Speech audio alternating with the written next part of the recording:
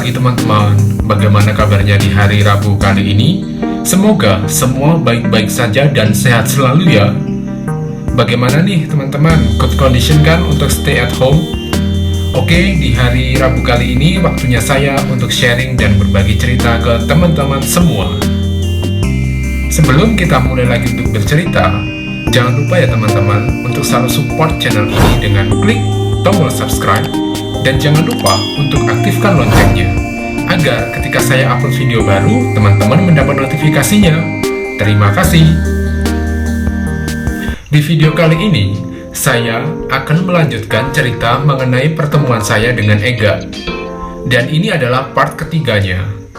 Di akhir video sebelumnya, ketika saya sudah mengantuk, posisinya kan saya mau memejamkan mata nih.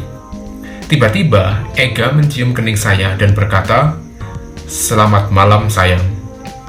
Nah, apa? Saya tidak salah dengar. Selamat malam, sayang. Tapi saya tidak merespon, dan saya berpura-pura tidur. Setelah Ega mencium kening saya, tiba-tiba kaki kirinya Ega ini menindih kaki saya. Jadi, posisi saya tuh tidur terlentang gitu loh teman-teman. Pose atau posisi dengan mode on. Maksudnya mode pengen dipeluk lah. Tapi di situ saya tetap tidak merespon apapun sentuhan dari Ega. Ya, saya acting lah teman-teman, berpura-pura untuk tidur. Padahal ya sebenarnya ya tergoda sih. Dan tiba-tiba nih si Ega ini menyandarkan kepala saya di bahunya teman-teman. Wah, di situ jantung saya mulai berdegup kencang banget. Ya saya nervous dong. Tiba-tiba saya udah mulai panas gitulah teman-teman. Dan lalu ya karena dia sudah begitu, ya akhirnya saya peluklah Ega. Mau gimana lagi? Nggak mungkin kan saya masih harus berpura-pura untuk tidur. Nanti malah ketahuan saya.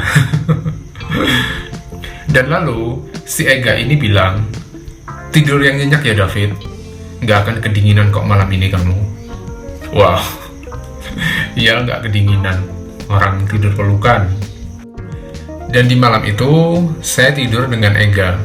Ingat ya teman-teman, cuma tidur saja. Saya tidak melakukan apa-apa, hanya tidur berpelukan semalaman. Sampai pagi harinya, sekitar pukul 4 pagi, saya terbangun karena Ega menyalakan lampu kamar. Kan saya ini tipe orang kalau tidur harus dalam keadaan gelap gulita ya. Sedikit aja ada cahaya, pasti saya kebangun. Jadi pagi itu saya tidak tahu Ega sedang ngapain lah. Pokoknya setelah menyalakan lampu kamar, dia keluar dari kamar. Karena di situ saya masih mengantuk ya, saya kembali tidur lah. Tidak seberapa lama kemudian, Ega masuk lagi nih ke kamar teman-teman. Dia kembali tidur dan sekarang entah ya, mungkin dia lagi on banget atau bagaimana. Mulailah dia dengan, ya teman-teman tahulah bagaimana ketika orang lagi on pada puncaknya.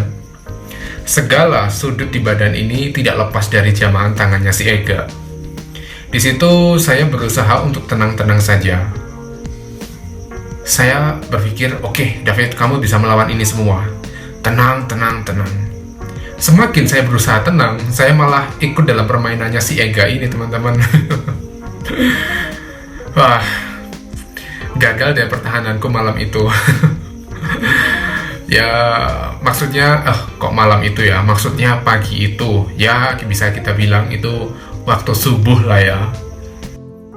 Untuk cerita selanjutnya, ya beruntung saya bisa mengenal Ega. Karena di Surabaya situ kan, saya tidak tahu jalan ya teman-teman ya. Si Ega ini yang mengajak saya hangout ke sana kemari. Enak aja gitu ya ketika vacation ada yang menemani. Apalagi yang nemenin itu tahu jalan kemanapun. Ya pokoknya si Ega ini baik banget lah orangnya. Dan yang paling aku suka tuh dia orangnya down to earth banget gitu loh teman-teman. Dia itu tidak sombong. Cara komunikasinya pun juga ramah banget. Ya pokoknya seperti itulah sifatnya, baik dan ramah. Singkat cerita, saya menghabiskan waktu dengan Ega selama 1 minggu. Karena di hari selanjutnya Ega harus pulang. Karena ya dia semenjak di Surabaya kan belum pulang sama sekali. Nah, di hari selanjutnya, saya mencoba untuk keluar sendirian. Ya, saya masih mengandalkan taksi ya waktu itu. Karena mau sewa kendaraan pun, ya percuma karena saya tidak tahu jalan. Ya, namanya GPS kan tidak sebaik seperti sekarang ya. GPS dulu itu masih sangat minim lah, minim sinyal, minim peta, dan lain-lainnya. Ya intinya juga saya tidak berani untuk keluar sendirian di Surabaya. Karena saya masih orang baru lah, hitungannya seperti itu.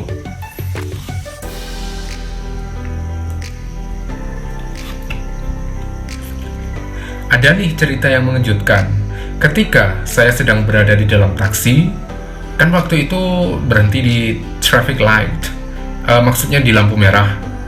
Nah, pada saat itu saya tidak sengaja melihat mobil di sebelah saya, maksudnya mobil di sebelah taksi saya. Waktu itu kaca mobilnya belum dikasih film sih, jadi kelihatan banget siapa yang ada di dalam mobil itu. Dan yang ada di dalam mobil itu si Ega sama satu cewek. Ya, cewek itu adalah orang yang saya lihat di wallpaper HP-nya Ega.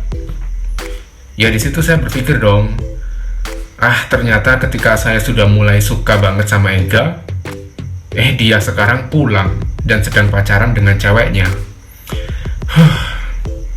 Kecewa banget deh saya waktu itu.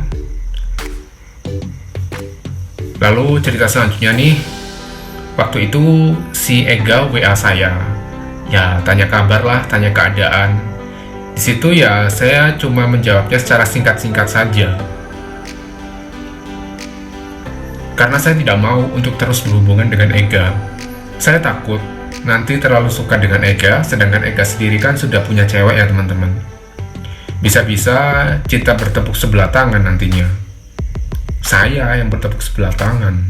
Maka dari itu saya sudah mulai untuk menghindari Ega.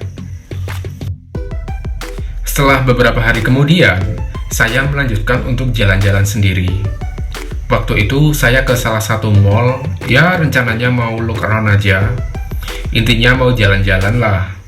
Dan pada saat saya sudah ada di lantai 7 mall itu, dari kejauhan saya melihat Ega sama beberapa orang gitu teman-teman.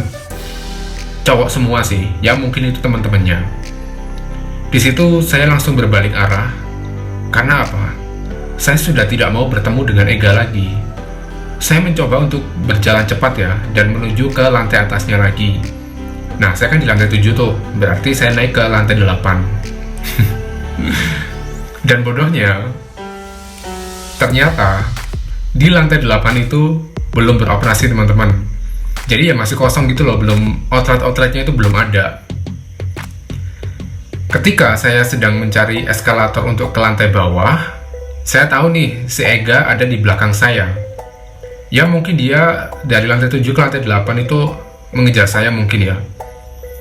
Kali ini dia sendirian sih. Sepenglihatan saya, dia sendirian. Di situ aku lari dong menuju eskalator bawah. Tapi masalahnya tuh, saya cari-cari eskalator itu tidak saya temukan. Sampai akhirnya Ega ada di dekat saya.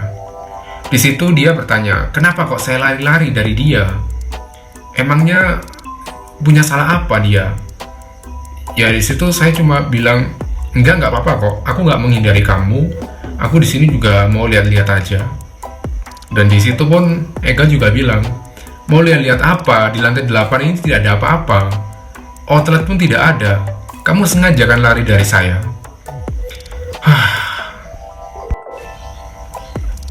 Dan waktu itu karena saya sudah agak jengkel ya, saya bilanglah ke Ega, kalau mulai sekarang, kamu jangan menghubungiku lagi ya.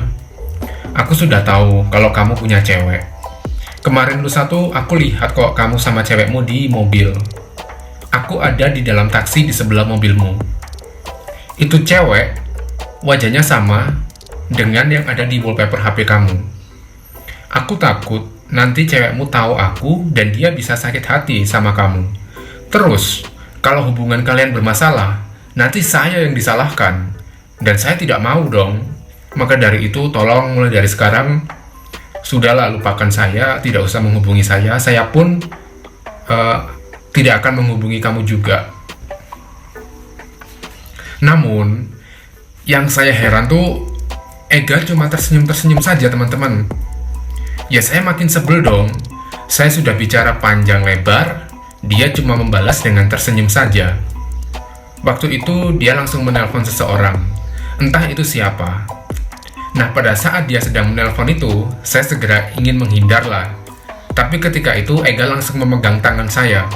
Kuat banget lah, sampai pergelangan tanganku ini sakit. Soalnya gini loh, Ega itu kan pakai cincin itu 2 ya di tangannya. Maksudnya di jarinya itu dia pakai 2 cincin. Jadi ketika dia memegang erat tanganku itu, pergelangan tanganku ini sakit karena tertekan cincinnya itu. Dan ketika dia sedang menelpon, ternyata dia sedang video call. Dan dia langsung saja mengarahkan handphonenya ke arahku. Dan di situ saya melihat Ega sedang video call sama ceweknya. Dia pun, maksudnya si Ega pun juga masih tersenyum-tersenyum saja ke saya. Saya cuma berpikir, anak ini gimana sih? Apa dia mau pamerin ceweknya ke saya?